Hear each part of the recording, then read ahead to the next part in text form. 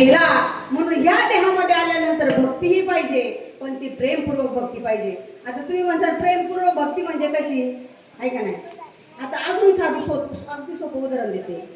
ज्याचं माणसावर प्रेम आहे त्याला काय म्हणायचं, त्याला काय म्हणायचं, ज्याचं माणसावर प्रेम त्याला काय आसक्ती नावे.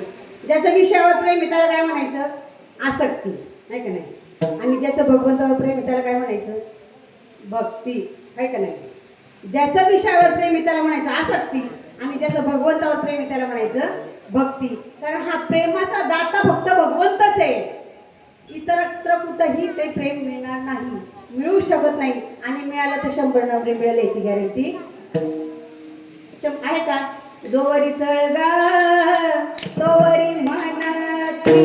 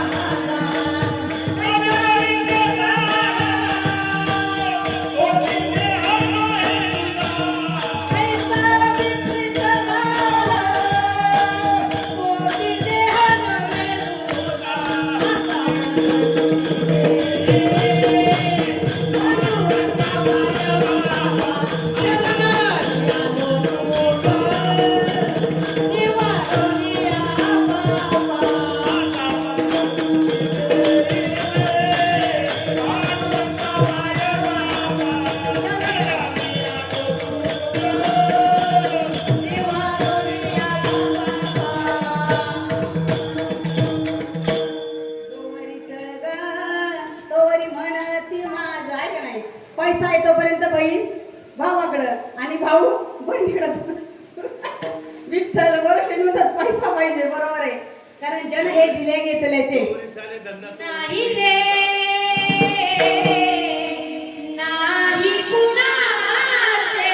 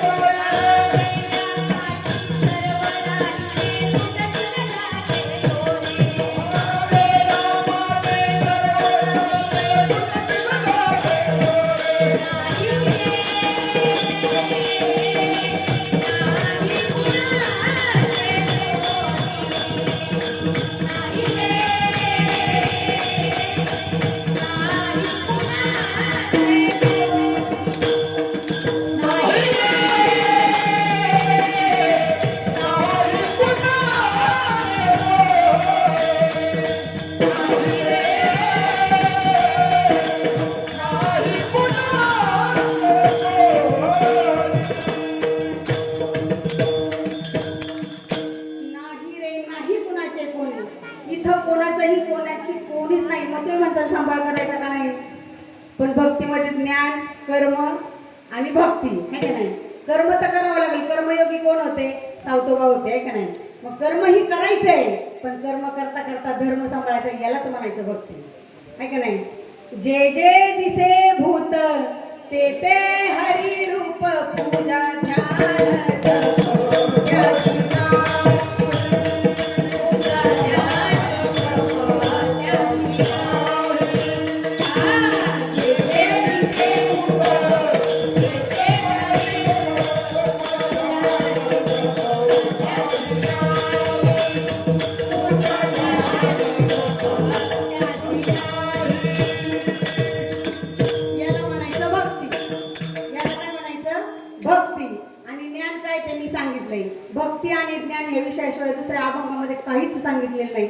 त्याच्यामुळे तेवढंच बोलायचंय विठ्ठल विठ्ठल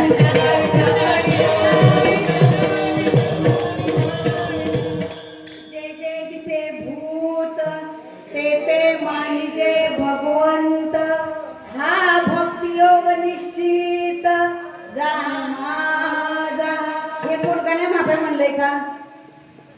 हे कोण गण्या बाप्या म्हणलंय का? नाही ना, ही भक्ती सांगितली नाही का नाही. ही भक्ती सगळ्यांना करता येते.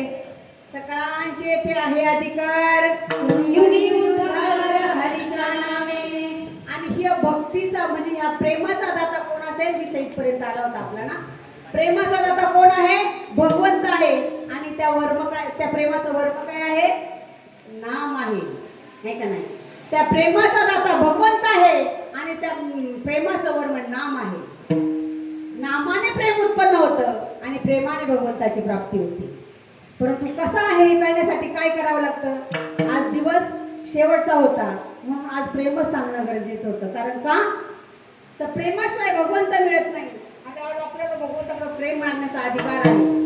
कारण 7 दिवस सेवा केली ना, मग आपल्याला भगवंताकडे प्रेम मागण्याचा, आपण संसार मागायचा नाही. कारण आपल्याला जर संतांच्या मार्गावर चालायचं असेल तर आपोआप मिळतोय. जो माल इथं मिळतो तो तिथं का मागावा? खरंय का खोटं आहे? जो माल इथं मिळतोय ना तिथं नाही मागायचा. आणि जो तिथं मिळतोय ना तो इथं मिळूच शकत नाही.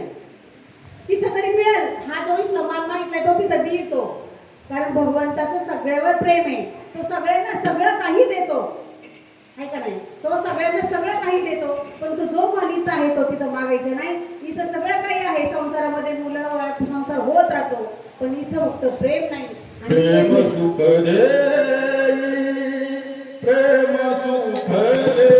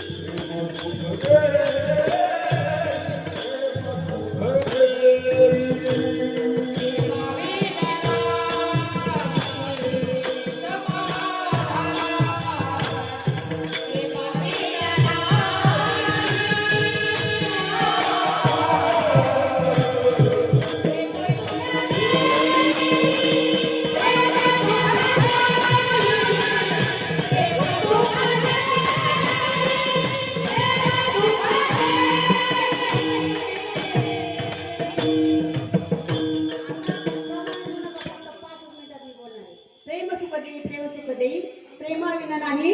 कितीही पैसा असला तरी डोक्याला हात लावायची वेळ येत नाही. कितीही सत्ता असली तरी रात्रीची झोप येत नाही. म्हणजे त्याच्यामध्ये समाधान नाही.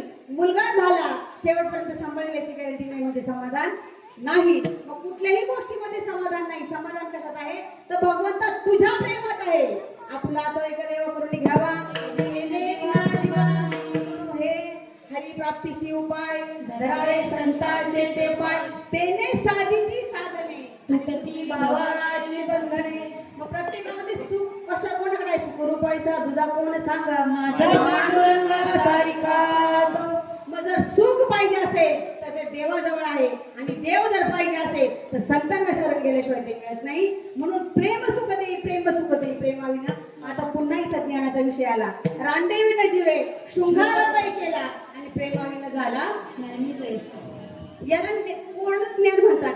जसं सोनं एखाद्या विधवाबाईने कितीही सोनं घालू द्या त्याला शोभा आहे का? शोभा नाही. परंतु जशी सोन्याला किंमत आहे, सोन्याला किंमत आहे का नाही, तसं कुंकवामध्ये हिंमत आहे म्हणतात. बाईंनी नेहमी आता मला विनोद करायचे नाही कारण बाबांनी ते शिकवलं नाही आणि आपल्या तिथपर्यंत जायचं पण नाही. जशी सोन्याला किंमत आहे तशी कुंकवामध्ये हिंमत आहे. त्या कुंकू त्या बाईच्या कपाळात जर कुंकू दिसले तर दुसऱ्या पुरुषाची नजर वाकडी करून बघायची हिंमत होत नाही. याला काय म्हणायचं? कुंकवामध्ये हिंमत आहे. तसं ज्ञान आहे, पण त्याला म्हणतात ना, कुंकू जरी असलं आणि सोनं जरी भरपूर घातलं तर त्याला शोभा आहे, पण कुंकू नसेल आणि भरपूर दागिने जर घातले तर त्याला शोभा नाही. तसं नुसतं ज्ञान असणं उपयोगाचं नाही आणि नुसतं प्रेम असणं तेही उपयोगाचं नाही. नुसत्या प्रेमाने भक्ती होतीये, परंतु भगवंतापर्यंत जाईल याची गॅरंटी नाही का नाही. मध्येच कुठेतरी अडकून बसू, पुन्हा जन्माला आवागमन म्हणतात त्याला. आवागमनाची प्रक्रिया पुन्हा चालू होईल, म्हणजे जन्माला येणे आणि मरणे असं या भक्तीने होईल. मग ती भक्ती जर करायची ना तर ज्ञानाने करायची, आणि ज्ञान ही पती संतांना आहे. रखुमाई